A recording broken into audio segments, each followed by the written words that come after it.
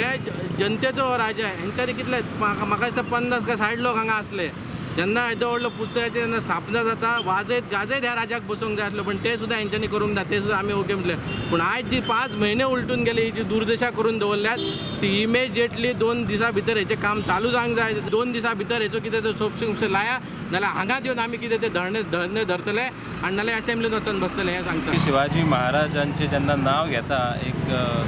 सर्वसामान्य मनीस किंवा खंयच्या एक विशिश्ट समाजाचो सुद्दां मनीस आसूं आनी खास करून आयज जे युवा वर्ग आसा जेन्ना ते छत्रपती शिवाजी महाराजांचें नांव घेता तेन्ना एक आंगान एक कांटो येता की असो एक शूरवीर राजा आसा आनी आसलो आनी तेचेर आयज आमी एक कितें म्हणटात एक अभिमान आसा आमकां तेचेर पण आयज दिवचलेन हो जी